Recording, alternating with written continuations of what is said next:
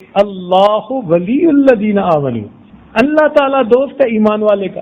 لو بھائی، وقت کا ایک بادشاہ اگر کسی نوکر کے بارے میں کہے کہ میں اس کا دوست ہوں تو اس نوکر کے تو مزے ہوتے ہیں، اس سے بڑی تو اس کی عزت کوئی ہو ہی نہیں سکتی۔ تو نوکر کی تو بادشاہ کے ساتھ پھر بھی کوئی حیثیت ہے، ہماری تو اللہ تعالیٰ کے سامنے وہ حیثیت بھی نہیں ہے۔ وہ پروردگار تو بہت عظیم ہے۔ اب اس پروردگار عالم کا یوں فرما دینا کہ اللہ ولی الذین آمنوا، اللہ تعالیٰ دوست ہے ایمان والوں کا، تو یہ مومنین کے لیے بہت بڑے اعزاز کی بات ہے۔ اللہ تعالیٰ کو ایمان والوں سے ذاتی محبت ہے۔ باجید بستامی رحمۃ اللہ سے کسی نے پوچھا کہ جی اللہ تعالیٰ کو ایمان والوں سے ذاتی محبت ہے تو اس کی کوئی دلیل؟ انہوں نے کہا دلیل قرآن مجید میں سے۔ تو جب دلیل قرآن مجید سے ملے تو مزہ آ جاتا ہے۔ اس نے کہا جی وہ کیسے؟ کہنے لگے دیکھیں جی، محبت کی دلیل یہ ہوتی ہے کہ انسان اپنے محبوب کو جتنا مرضی عطا کرے، اپنے محبوب کو جتنا مرضی عطا کرے اس کو تھوڑا سمجھتا ہے، کہتا نہیں میں نے تو کچھ بھی نہیں دیا، حالانکہ وہ کتنا دے گا تھوڑا سمجھے گا۔ اور اس کے بدلے میں محبوب اگر اسے تھوڑی سی بھی کوئی چیز بھیج دے تو اس کو تھوڑا نہیں سمجھتا، خوشی سے پھولا نہیں سماتا، میرے محبوب نے مجھے یہ بھیجا۔ تو محبوب کی چھوٹی چیز بھی زیادہ نظر آتی ہے اور اپنی دی ہوئی زیادہ چیز بھی تھوڑی نظر آتی ہے۔ جب یہ اصول طے ہو گیا تو دیکھیے اللہ تعالیٰ نے اپنے بندوں کو کتنی نعمتیں دی۔ وَإِن تَعُدُّوا نِعْمَةَ اللَّهِ لَا تُحْصُوهَا، اگر تم اللہ تعالیٰ کی نعمتوں کو گننا چاہو تو تم گن بھی نہیں سکتے۔ تو اللہ تعالیٰ نے ان گنت نعمتیں اپنے بندوں کو دینے کے بعد فرمایا قُلْ مَتَاعُ الدُّنْيَا قَلِيلٌ، آپ فرما دیجئے دنیا کی متاع تو تھوڑی سی ہے۔ اتنا دے کے بھی اسے تھوڑا کہا، جبکہ بدلے میں بندے نے اپنے پروردگار کو یاد کیا، اس کا ذکر کیا۔ اب بندے کی عمر بھی محدود، اس کا عمل بھی محدود، مگر چونکہ پیارا لگتا ہے اس لیے اس کو تھوڑا بھی زیادہ نظر آیا۔ چنانچہ ارشاد فرمایا وَالذَّاكِرِينَ اللَّهَ كَثِيرًا وَالذَّاكِرَاتِ، کثرت کے ساتھ ذکر کرنے والے مرد اور عورتیں۔ تو ہمارے تھوڑے سے محدود ذکر پر کثیر کا لفظ استعمال کیا اور اپنی ان گنت نعمتوں پر اللہ نے قلیل کا لفظ استعمال کیا۔ یہ دلیل ہے اللہ تعالیٰ کو مومن بندوں سے ذاتی محبت ہے۔ اسی لیے اللہ تعالیٰ فرماتے ہیں یحبہم ویحبونہ۔ اب اس میں اللہ تعالیٰ نے اپنی نسبت پہلے فرمائی کہ اللہ تعالیٰ ایسی قوم لائے گا، یحبہم، اللہ تعالیٰ ان سے محبت کرے گا، وَيُحِبُّونَهُ، اور وہ اللہ سے محبت کریں گے۔ سبحان اللہ۔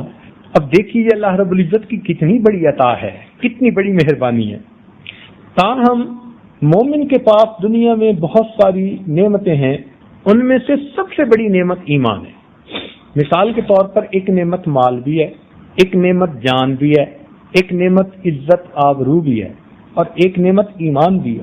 ایمان سب سے اعلیٰ نعمت ہے جو بندے کے پاس ہوتی ہے۔ چنانچہ آپ دیکھیں گے کہ اگر کوئی بندہ بیمار ہو تو اپنی جان بچانے کی خاطر سارا مال خرچ کر دے گا۔ وہ یہ نہیں دیکھے گا کہ میرا کتنا پیسہ خرچ ہو رہا ہے، وہ کہے گا جی میری امی کی جان بچ جائے، میری بیوی کو صحت مل جائے، جی دعا کرو میرا بیٹا ٹھیک ہو جائے۔ اب کتنا خرچ ہو رہا ہے اس کی اسے کوئی فکر نہیں ہے۔ وہ کہتے ہیں جی اسی لیے تو کمایا تھا ساری زندگی۔ تو مال انسان قربان کرتا ہے جان کی خاطر۔ اور اگر انسان سفر کر رہا ہو اور بیوی پاس ہو اور کوئی ڈاکو بیوی کی طرف بڑھے تو خاوند کبھی بھی اس وقت خاموش نہیں رہ سکتا، اس کو اپنی جان کا بھی خطرہ ہوگا نا، تو وہ کہے گا جی میری عزت ہے۔ تو معلوم ہوا کہ اب اس نے وہ قیمتی جان جس پر لاکھوں روپے خرچ کر دیے، اب اپنی عزت و ناموس کی خاطر قربان کرنے سے بھی پیچھے نہیں ہٹے گا۔ تو معلوم ہوا کہ عزت جان سے بھی زیادہ عزیز ہوتی ہے۔ اور ایک نعمت ہے ایمان، اس کو بچانے کے لیے انسان اپنا مال، اپنی جان، اپنی عزت سب کچھ قربان کر سکتا ہے۔ ایمان ایسی نعمت ہے۔ چنانچہ ایک عیسائی بادشاہ کے دربار میں ایک صحابی گئے، شاہ روم کے دربار۔ اس نے بات کرتے ہوئے کہا کہ اگر تمہارے خلیفہ اپنی بیٹی کا نکاح میرے ساتھ کر دیں تو میں مسلمان ہو جاؤں گا۔ اس صحابی نے کہا بھئی یہ فیصلہ میں تو نہیں کر سکتا۔ اس نے کہا اچھا لیکن ان کو میرا پیغام دے دینا۔ چنانچہ وہ صحابی جب مدینہ طیبہ آئے تو انہوں نے عمر لانو کو بتایا کہ جی اس بادشاہ نے گفتگو کی، اور دوران گفتگو اس نے کہا کہ اگر تمہارے خلیفہ اپنی بیٹی کا نکاح کر دیں تو میں مسلمان ہونے کو تیار ہوں۔ تو عمر لانو نے کہا کہ بھئی تم نے ہاں کیوں نہ کر دی؟ تو وہ کہنے لگے جی میں کیسے کر سکتا تھا آپ سے پوچھے بغیر؟ تو فرمانے لگے کہ کیا عمر کی بیٹی کی عزت کسی کے ایمان لانے سے بھی زیادہ قیمتی ہے؟ چنانچہ انہوں نے پھر اپنی بیٹی سے پوچھا. تو اس سے پتہ چلتا ہے کہ انسان اپنے ایمان کی خاطر اپنا سب کچھ قربان کر سکتا ہے. یہ چیز اچھی طرح ذہن میں رکھیں. آج کل فتنے کا دور ہے. اکثر دیکھا گیا کہ سب سے پہلے ایمان ہاتھوں سے جا رہا ہے کیونکہ قدر و قیمت کا پتہ نہیں ہے.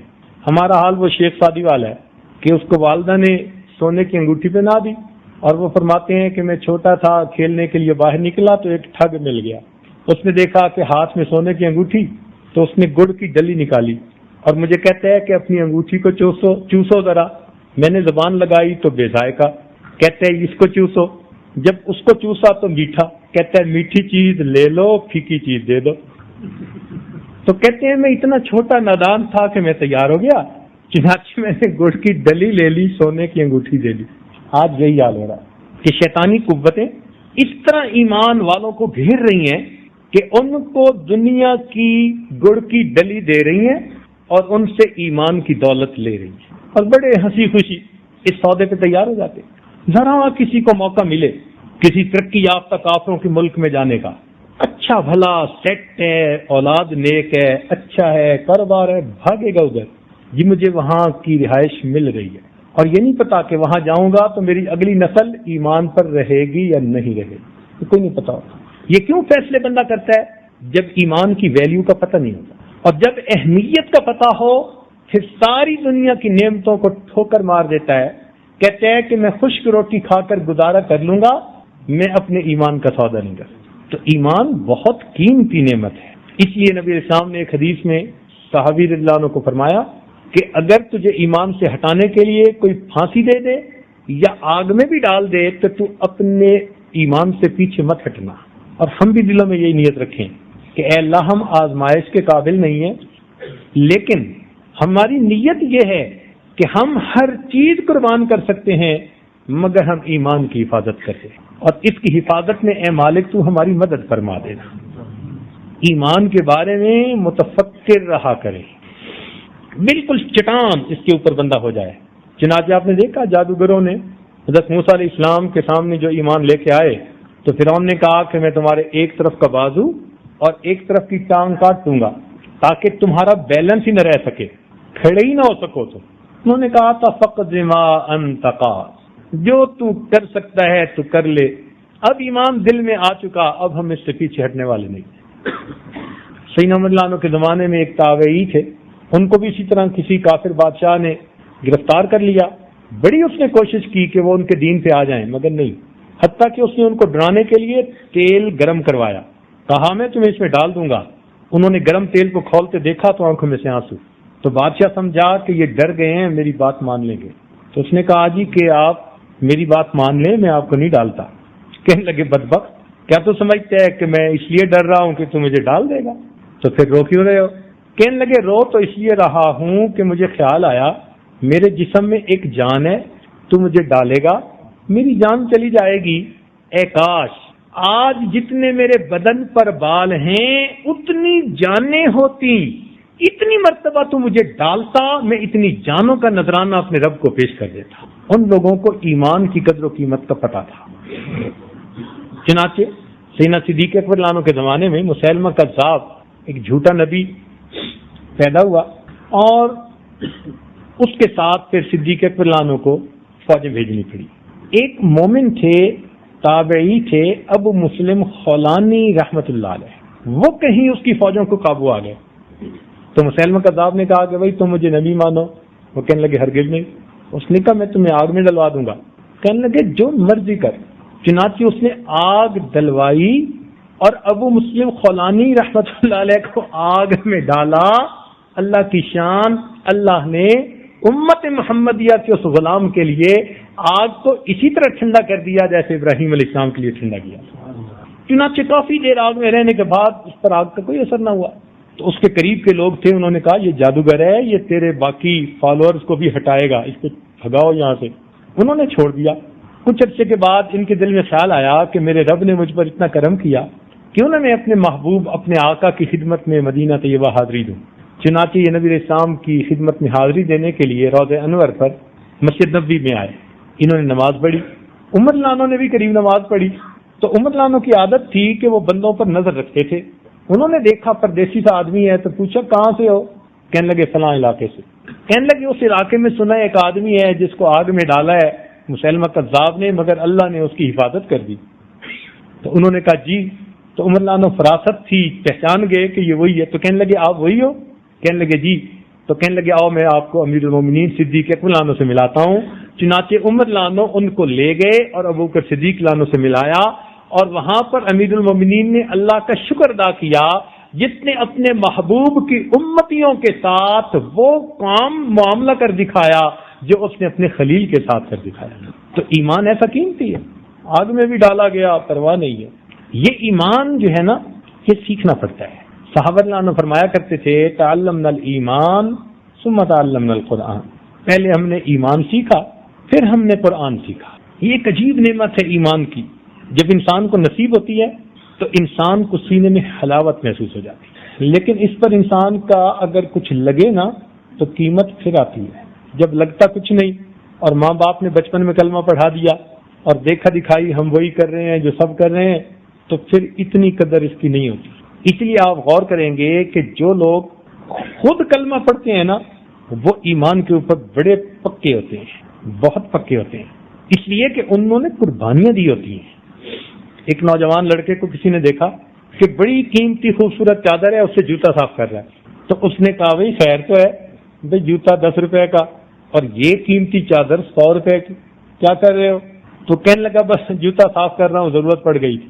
وہ بھی سمجھدار تھا، اس نے کہا بتاؤ کہ یہ جوتا کس نے خریدا، چادر کس نے خریدی؟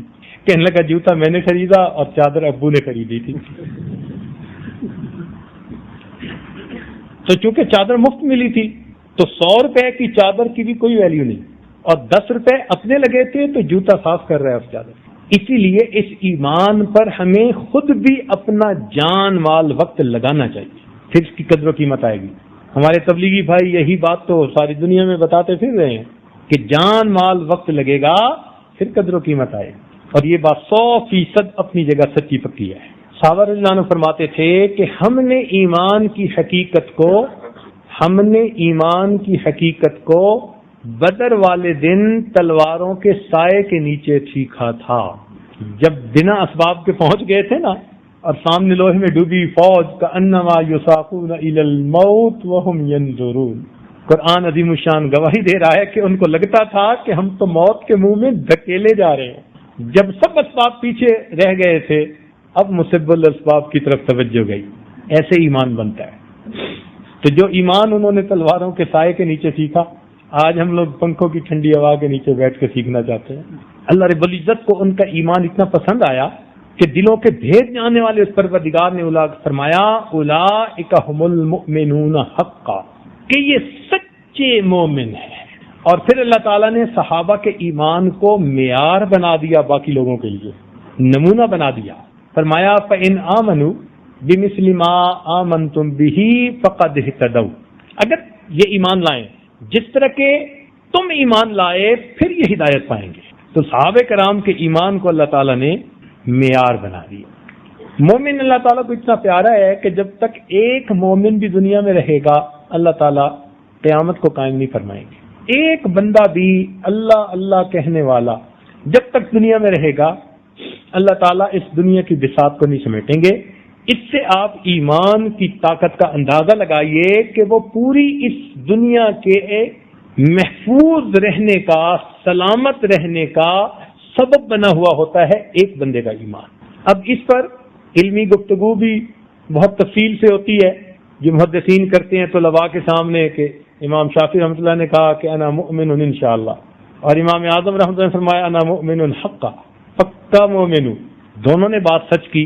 ایک نے اپنی ظاہری کیفیت کو دیکھ کر کہا امام اعظم نے کہ میں پکا مومن ہوں، کوئی شک کی گنجائش ہی نہیں، اس لیے کہ شک سے تو ایمان غلط فاسد ہو جاتا ہے، جس طرح سرکے سے شہد فاسد ہو جاتا ہے۔ تو امام اعظم نے فرمایا کہ شک کی گنجائش ہی نہیں، پکی بات کرو، بات کرتے ہوئے پاؤں کے نیچے چٹان ہو، میں پکا مومن ہوں.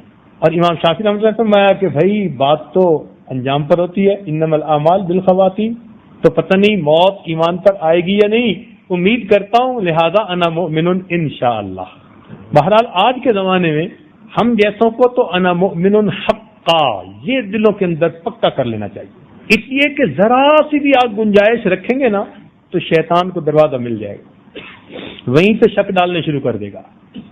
امام راضی رحمۃ اللہ علیہ نے وجود خداوندی پر 100 دلائل جمع کیے تھے، تو ایک مرتبہ شیطان ان کے سامنے آیا تو انہوں نے فرمایا دیکھ میرا ایمان کتنا پکا. کیسے کہ میں نے 100 دلائل اکٹھے کیے ہیں اللہ تعالیٰ کے وجود کے بارے میں. ان کا آپ کا ایمان کچا. کہنے لگے ہے یہ کیا بات کر دی، میرا ایمان کچا؟ کہنے لگے ہاں پکا دیکھنے تو یہ جو دیہاتی جا رہے ہیں نا اس کا ایمان پکا. ان کا وہ کیسے؟ کہتے دیکھیں ذرا. اب شیطان اس دیہاتی کے پاس گیا ایک آدمی کی شکل میں اور جا کے کہتے ہیں کہ اللہ تعالیٰ موجود نہیں ہے.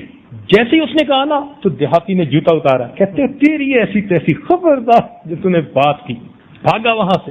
کہتے دیکھ ایمان پکا اس کا جو بات سننے کو تیار نہیں، اور تم تو دلائل کی باتیں کرتے ہو، 100 دلیلیں دو گے میں 100 دلیلوں کو توڑ دوں گا، تمہیں پھر شک پیدا ہو جائے گا، ایمان ضائع ہو جائے گا. تو اس لیے ایمان کے معاملے میں ٹھوس اور پکا اس دیہاتی کی طرح بات ہی نہیں سننی ہم نے کوئی اس کے خلاف. لہذا شرع شریف کے خلاف کوئی کسی کی عقل کی باتیں مت سنیں.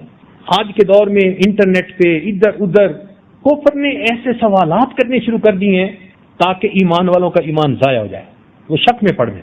موٹی سی بات، بھئی ہم ہر چیز تو نہیں نہ جانتے، موٹی سی بات ہمیں نہیں پتا، لیکن اتنا ہم مان چکے کہ ہمارا پروردگار ایک ہے، موجود ہے، ہم اس کے خلاف کوئی بات سننے کے لیے تیار نہیں. اس طرح پھر ایمان ہر حال میں محفوظ رہے گا.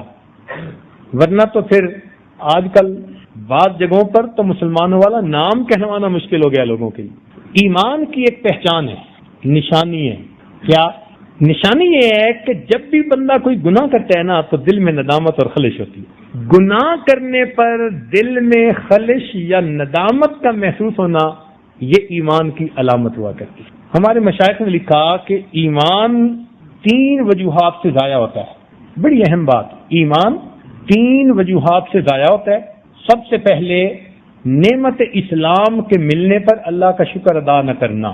جو انسان اللہ تعالیٰ کا شکر ادا نہیں کرتا کہ اللہ آپ کا شکر ہے آپ نے مجھے ایمان والا بنایا، تو یہ شکر ادا نہ کرنا یہ ایک طرح کی ناشکری ہوئی نا. تو ناشکری سے نعمتیں زائل ہو جاتی ہیں، اس ناشکری سے ایمان بندے سے واپس لے لیا جاتا ہے. دوسری بات، نعمت اسلام کے چھننے پر بے خوف ہو جانا، یعنی انسان بے خوف ہو جائے اپنے ایمان کے بارے میں. اس کو دل میں یہ خوف نہ ہو کہ پتہ نہیں میں اس نعمت کو موت تک پہنچا بھی سکوں گا یا نہیں سکوں گا. جب یہ خوف دل سے نکل گیا، بے خوف ہو گیا، تو پھر بھی اللہ تعالیٰ اس نعمت سے بندے کو محروم کر دیتے. اور تیسرا، جو شخص مسلمانوں کی دل آزاری کو معمولی سمجھتا ہو، جو شخص مسلمانوں کی دل آزاری کو معمولی سمجھتا ہو، کہتے ہیں مسئلہ ہی کوئی نہیں، اس کا حق مارا، اس کا یہ کیا، اس کا وہ کیا، اور اس کو سمجھا ہی کچھ نہیں. تو فرمایا کہ جو شخص مسلمانوں کی دل آزاری کو معمولی سمجھتا ہو اس سے اللہ رب العزت اسلام والی نعمت کو واپس لے لیا کر. اب ہر بندے کا جی چاہتا ہے کہ میرا ایمان محفوظ رہے، تو اس کے لیے ایک تھمب رول سن لیجئے. موٹا اصول یہ ہے کہ اللہ رب العزت نے ارشاد فرمایا لَإِن شَكَرْتُمْ لَأَزِيدَنَّكُمْ، اگر تم شکر ادا کرو گے تو ہم اپنی نعمتیں اور زیادہ عطا فرمائیں گے. لہذا جو مومن ایمان پر اللہ تعالیٰ کا زیادہ سے زیادہ شکر ادا کرے گا، اللہ تعالیٰ اس کو محروم نہیں ہونے دیں گے، اس کے ایمان کو روز بروز بڑھاتے چلے جائے گے. تو ایمان محفوظ کرنے کا سب سے بہترین دستور روزانہ اللہ تعالیٰ کا شکر ادا کریں. میرے مولا آپ نے مجھے کلمہ پڑھنے کی توفیق عطا کی، یہ آپ کا احسان ہے، یہ آپ کی مہربانی ہے، میں آپ کا اس پر لاکھ لاکھ شکر ادا کرتا ہوں. جتنا ہم اس پر اللہ تعالیٰ کا شکر ادا کریں گے اتنا اللہ رب العزت ہمارے ایمان کی حفاظت فرمائیں گے اور ہم موت تک اس کی حفاظت کے ساتھ دنیا سے چلے جائیں گے. تو فرماتے ہیں کہ پہلی چیز ہے ایمان لانا اور دوسری چیز ہے علم کا حاصل کرنا. علم سے مراد علم دین. علم دین ایک روشنی ہے. چنانچہ نبی علیہ السلام نے فرمایا العلم نور، علم ایک نور ہے، ایک روشنی ہے. لہذا اس نور کو حاصل کرنے کے لیے ہر مومن کو کوشش کرنی چاہیے. ہر بندہ تفصیلی علم تو حاصل نہیں کر سکتا، مگر یہ کہاں لکھا ہوا ہے کہ ہم ساری عمر جاہل ہی رہیں؟ یہ بھی تو کہیں نہ لکھا ہوا. لہذا جو جس درجے میں علم حاصل کر سکتا ہے وہ کرتا رہے.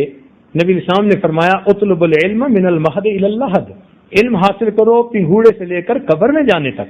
تو جس عمر میں بھی کوئی بندہ ہو وہ مسائل سیکھے علماء کے پاس بیٹھ کے، قرآن پاک کا ترجمہ پڑھے، وہ احادیث مبارکہ پڑھے، وہ دعائیں یاد کرے، ضروریات دین کیا ہیں اس کے بارے میں معلومات کرے. ہر مسلمان مرد اور عورت کے اوپر یہ ضروری ہے. علم معلومات کا نام نہیں بلکہ ایک نور کا نام ہے. چنانچہ امام شافعی رحمۃ اللہ علیہ جب گئے تھے امام مالک رحمۃ اللہ علیہ کے پاس، تو انہوں نے دیکھ کر فرمایا تھا کہ اے نوجوان، میں تیرے سینے میں ایک نور دیکھتا ہوں، تم اس نور کی حفاظت کرتے رہنا. وہ علم کا نور تھا جو اللہ نے ان کے سینے میں عطا فرما دیا تھا. اور امام شافعی رحمۃ اللہ کے اشعار بھی پھر اسی طرح ہیں کہ انہوں نے امام وقی رحمۃ اللہ علیہ سے پوچھا تھا کہ میں بھول جاتا ہوں، تو انہوں نے کہا کہ گناہ چھوڑ دو. تو فرماتے ہیں شکوت الی وقی سوء حفظی فاوصانی الی ترک المعاصی فان العلم نور من الہی ونور اللہ لا یعطی لعاصی. علم اللہ تعالیٰ کا نور ہے اور اللہ تعالیٰ کا نور یہ گناہگار کو نہیں دیا جاتا. حضرت مفتی محمد شفیع رحمۃ اللہ علیہ نے ایک مرتبہ پوچھا طلباء سے علم کا مفہوم کیا ہے؟ کسی نے کہا جاننا، کسی نے کہا پہچاننا. طلباء جواب دیتے رہے، حضرت خاموش رہے. کسی نے کہا کہ حضرت آپ ہی بتا دیں کہ علم کا مفہوم کیا ہے. تو حضرت نے بتایا، فرمایا کہ علم وہ نور ہے، علم وہ نور ہے جس کے حاصل ہونے کے بعد اس پر عمل کیے بغیر چین نہیں آتا. علم وہ نور ہے کہ جس کے حاصل ہونے کے بعد اس پر عمل کیے بغیر چین نہیں آتا. یہ کیفیت ہے تو یہ نور نصیب ہو گیا، اور اگر نہیں تو پھر یہ علم نہیں، یہ وبال ہے. چنانچہ ہمارے اکابر نے لکھا ہے کہ جب دارالعلوم دیوبند میں پڑھانے والے بھی صاحب نسبت ہوتے تھے، پڑھنے والے بھی کئی صاحب نسبت ہوتے تھے، تو فرماتے ہیں کہ اس وقت طلباء کا یہ حال ہوتا تھا کہ جب دارالحدیث سے حدیث کا سبق پڑھ کے نکلتے تھے تو ان کے چہروں پہ اتنا نور ہوتا تھا کہ باہر نکلنے والے لوگ، دیکھنے والے لوگ یوں سمجھتے تھے کہ یہ معتکف حضرات ہیں جو اعتکاف کے بعد واپس نکل رہے. یعنی جیسے معتکف کے چہرے پہ نور ہوتا ہے نا اعتکاف کے مکمل ہونے پر، ایسے وہ فرماتے ہیں کہ حدیث کا درس سننے پر ہمارے چہروں پہ نور آ جاتا. چنانچہ اکمال الشیخ میں لکھا کہ علم نافع وہی ہے جس کی شعائیں سینہ و دل میں پھیل جائیں اور شکوک و شبہات کے پردوں کو پھاڑ دیں. لیکن ہمارے اکابر نے فرمایا کہ جتنا علم بڑھے اتنا خوف خدا بھی بڑھنا چاہیے. انما یخشی اللہ من عبادہ العلماء، کہ بے شک اللہ تعالیٰ سے ڈرتے ہیں وہی لوگ جو علم والے ہیں. تو علم جتنا بڑھے اتنا ہی خوف خدا بھی دل میں بڑھتا چلا جائے. حدیث پاک میں آتا ہے کہ بے شک علم کے ساتھ سو جانا جہالت کے ساتھ نماز پڑھنے پر زیادہ فضیلت رکھتا ہے. چنانچہ حدیث پاک میں آتا ہے کہ جب کوئی آدمی محتاج ہو اور وہ کسی دروازے پر روٹی کا سوال کرے تو اس پر اللہ تعالیٰ 3 بندوں کی مغفرت فرماتے ہیں. جس نے مال کمایا اس کی بھی مغفرت، جس نے کھانا پکایا اس کی بھی مغفرت، اور جس نے اس فقیر تک کھانا پہنچایا اللہ تعالیٰ اس کی بھی مغفرت فرما دیتے ہیں. 3 بندوں کی مغفرت. جس نے روٹی کا سوال کیا، محتاج فقیر آدمی، لیکن جس طالب علم نے علم کا استاد سے سوال پوچھا تو اس سوال کے پوچھنے پر اللہ تعالیٰ 4 بندوں کی مغفرت فرماتے ہیں. سب سے پہلے سوال پوچھنے والے کی مغفرت ہو جاتی ہے، دوسرا جواب دینے والے کی بھی مغفرت ہو جاتی ہے، استاد کی، تیسرا جو گرد بیٹھے ہوتے ہیں محفل میں سننے والے ان کی بھی اللہ مغفرت کر دیتے ہیں، اور چوتھا جو اس محفل کے انعقاد کا ذریعہ بن رہے ہیں وہ معاونین حضرات اپنے گھروں میں بیٹھے ان سے محبت رکھنے کی وجہ سے ان کی بھی مغفرت کر دی جاتی ہے. اس سے اندازہ لگائیے کہ اللہ رب العزت کو علم کا حاصل کرنا کتنا محبوب ہے. تو پہلی چیز ایمان، اور دوسری چیز علم، اور تیسری چیز محبت الہی دل میں ایسی سما جائے کہ ماں سوا کی محبت کو دل سے ختم کر. ایک دل میں 2 محبتیں نہیں سما سکتی، محبت ایک ہی سمائے گی. یا خالق کی محبت سے مائے گی یا مخلوق کی محبت سے مائے گی؟ مخلوق کی محبت جب کہی جاتی ہے تو اس سے مراد نفسانی، شیطانی، شہوانی محبتیں جو خلاف شرع انسانوں کو ادھر ادھر ہو جاتی ہیں، جن محبتوں کا شریعت نے حکم دیا، ماں باپ کی محبت، بہن بھائی کی محبت، بیوی میاں کی محبت، مسلمان بھائی کی آپس میں محبت، یہ تمام شرعی محبتیں یہ حقیقت میں اللہ رب العزت کی محبت ہی کی آگے تفصیلات ہیں۔ تو ان تمام محبتوں کو اللہ تعالیٰ کی محبت ہی کہا جاتا ہے۔ جب ہم ما سوا کی محبت کی بات کرتے ہیں نا، غیر کی محبت، اس سے مراد ہوتا ہے کہ شریعت کے دائرے سے نکل کر لذتوں کی خاطر، شہوتوں کے پیچھے لگ کر، شیطانی حواس کے اندر لگ کر جو انسان کو تعلقات ہوتے ہیں، اس سے وہ محبتیں مراد ہیں۔ تو انسان کے دل میں ایک اللہ رب العزت کی محبت ہو اور باقی سب ما سوا کی محبتیں دل سے ختم ہو جائیں، محو ہو جائیں، یعنی اللہ سے محبت ہو، اور اگر کسی سے محبت ہو تو اللہ رب العزت کی وجہ سے محبت، ما سوا کی محبت ختم ہو جائے۔ اس کیفیت کو حاصل کرنے کے لیے محنت کرنی پڑتی ہے، اس کیفیت کو سیکھنے کے لیے مشائخ کی صحبت میں وقت گزارنا پڑتا ہے، ٹریننگ لینی پڑتی ہے، ہاسپٹلائز ہونا پڑتا ہے، کورس لینا پڑتا ہے، جیسے اینٹی بایوٹک کے کورسز ہوتے ہیں نا، تو اللہ والے بھی اسی طرح کورس کرواتے ہیں روحانی بیماریوں کے دور ہونے کے۔ پھر یہ ہوتا ہے کہ ان کے پاس کچھ وقت گزارنے کے بعد بندے کے دل میں اللہ رب العزت کی محبت بھر جاتی ہے، جیسے مقناطیس کے پاس لوہا رہے تو اس میں بھی مقناطیسیت آ جاتی ہے، اسی طرح اللہ والوں کی صحبت میں بیٹھ کر بندے کے دل میں بھی اللہ رب العزت کی محبت بھر جاتی ہے۔ اور اگر کوئی بندہ یہ سمجھے کہ جی میری نفسانی محبتیں بھی چلتی رہیں اور مجھے اللہ تعالیٰ کی محبت بھی مل جائے، تو اللہ تعالیٰ نے ارشاد فرما دیا ما جعل اللہ لرجل من قلبین فی جوفہ، اللہ تعالیٰ نے کسی انسان کے سینے میں دو دل نہیں رکھے کہ ایک دل رحمان کو دے دے اور دوسرا دل نفس اور شیطان کو دے دے۔ فرمایا نا، دل ایک ہے اور ایک ہی کے لیے ہے، دل ایک ہے اور ایک ہی کے لیے، یہاں ایک ہی کا معاملہ ہے۔ اس ایک کی محبت دل میں بٹھا لینا، اسی کو توحید کہتے ہیں۔ اس لیے اللہ تعالیٰ کو شرک سے بہت زیادہ نفرت ہے۔ ارشاد فرمایا کہ جو گناہ کر کے آؤ گے میں چاہوں گا تو بخش دوں گا، لیکن میں شرک کو کبھی معاف نہیں کروں گا۔ جیسے مرد کی غیرت بھی گوارا نہیں کرتی کہ اس کی بیوی کے دل میں اس کی محبت کے علاوہ بھی کسی کی محبت ہو، خاوند کبھی گوارا نہیں کرتا۔ کیوں جی؟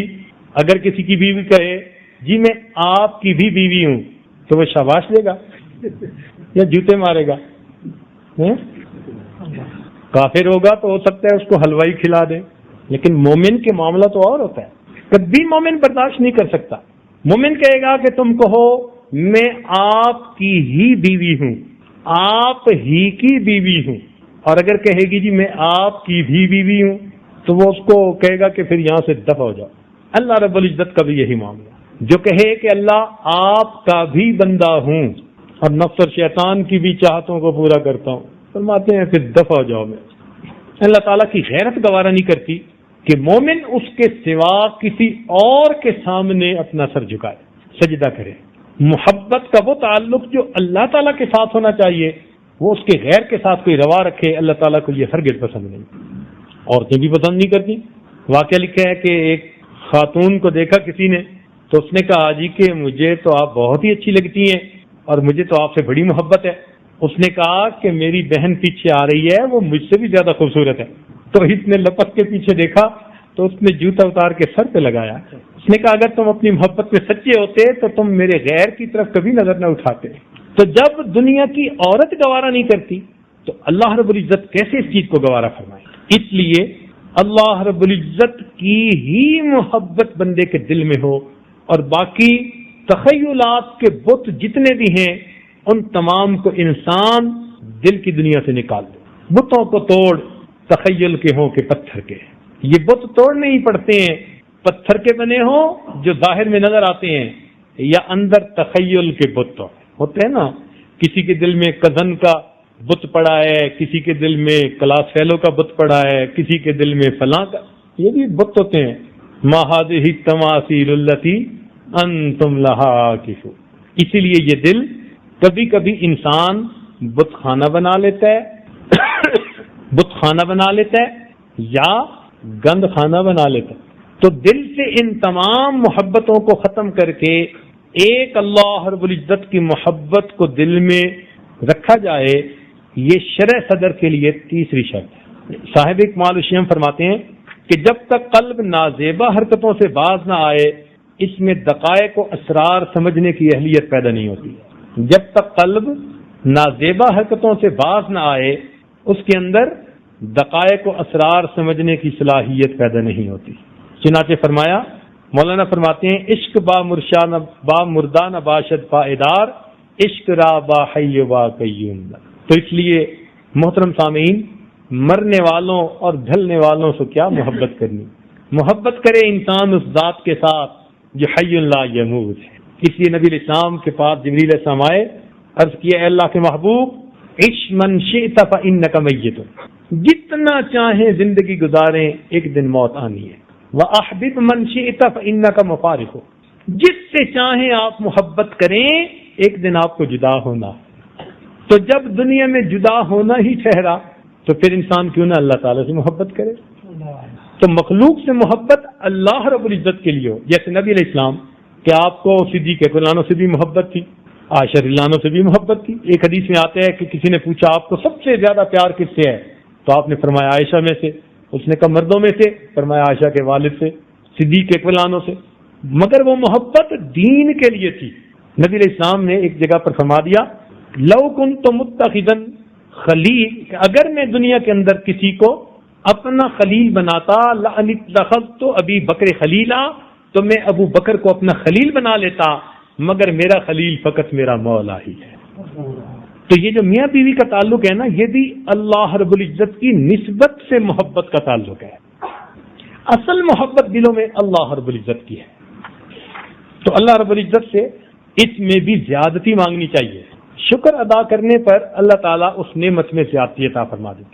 بلکہ مشائخ نے تو لکھا کہ 6 چیزیں ایسی ہیں کہ جن پر بندہ قسم ہی کھا سکتا ہے، اتنی پکی کہ ان کے اوپر بندہ قسم کھا سکتا ہے. پہلی بات کہ اگر انسان کسی نعمت کا شکر ادا کرے گا تو اس نعمت میں یقیناً اللہ تعالیٰ اضافہ عطا فرمائیں گے. اس پر قسم کھائی جا سکتی ہے کیونکہ اللہ تعالیٰ نے ارشاد فرمایا لئن شکرتم لازیدن. دوسری بات فرمایا کہ جو بندہ بھی صبر کرے گا مصیبت پر، پریشانی پر، تو اللہ رب العزت اس کو مصیبت پر صبر کا ضرور اجر عطا فرمائیں گے. اس پر بھی انسان چاہے تو قسم کھا سکتا ہے. اللہ تعالیٰ ارشاد فرماتے ہیں انما یوفی الصابرون اجرہم بغیر حساب. قرآن اس پر تصدیق کر رہا ہے. اسی طرح جو بندہ توبہ کر لے دل سے تو معافی ملنی یقینی بات ہوتی ہے. توبہ پکی کرے، دل سے کرے، جس کو توبۃ النصوح کہتے ہیں. اس لیے کہ اللہ تعالیٰ توفیق ہی اس وقت دیتے ہیں جب اس کی توبہ کو قبول کرنے کا ارادہ فرما لیتے ہیں. چنانچہ فرمایا هو الذی یقبل التوبۃ عن عبادہ ویعفو عن السیئات. اسی طرح جو انسان استغفار کثرت کے ساتھ کرتا ہے اللہ تعالیٰ اس کے رزق میں برکتیں عطا فرماتے ہیں. کثرت رزق کے ساتھ اللہ تعالیٰ اس کو رزق میں یقینی برکتیں عطا فرماتے ہیں. فَقُلْتُ اسْتَغْفِرُوا رَبَّكُمْ إِنَّهُ كَانَ غَفَّارًا يُرْسِلِ السَّمَاءَ عَلَيْكُمْ مِدْرَارًا وَيُمْدِدْكُمْ بِأَمْوَالٍ وَبَنِينَ وَيَجْعَلْ لَكُمْ جَنَّاتٍ وَيَجْعَلْ لَكُمْ أَنْهَارًا. دیکھا اسی طرح فرماتے ہیں 5ویں چیز کہ دعا کے بعد قبولیت کا ہونا یقینی ہے. دعا کے بعد قبولیت کا ہونا یقینی ہے. توفیق کی تب ملتی ہے جب بندے کو اللہ تعالیٰ قبول فرمانا چاہتے ہیں. اس لیے فرمایا ادعونی استجب لکم، تم دعا مانگو میں تمہاری دعاؤں کو قبول کروں. ہاں الا کہ کوئی ایسا بڑا عمل ہے کہ جس سے دعا ہی بیکار ہو جاتی ہے. جیسے نبی علیہ السلام نے فرمایا کہ اس کا کھانا حرام، اس کا لباس حرام، وہ خلاف کعبہ کو پکڑ کے بھی دعا مانگے تو قبول نہیں ہوتی. اس لیے کہ وہ حرام کی نحوست کی وجہ سے. اگر یہ نحوستیں نہ ہوں اور حلال پاکیزہ زندگی گزارنے والا بندہ اپنے رب سے دعا مانگے اللہ تعالیٰ بندے کی دعا کو کبھی بھی رد نہیں فرمائے گا. اور 6ٹھی چیز، جو بھی انسان اللہ رب العزت کے راستے میں اپنے مال کو صدقہ کرتا ہے اللہ تعالیٰ اس مال کے بدلے میں اس کو ضرور مال عطا فرما دیتا ہے. نبی علیہ الصلوۃ والسلام نے حدیث پاک میں قسم اٹھا کر فرمایا، یعنی اللہ رب العزت کے محبوب کا ویسے ہی فرما دینا بڑا کافی تھا کہ ایک سچے کی زبان سے یہ کلمات نکلتے، مگر نہیں، اللہ تعالیٰ کے محبوب نے قسم کھا کر فرمایا کہ صدقہ کرنے سے اللہ تعالیٰ انسان کے مال میں کمی نہیں ہونے دیتے۔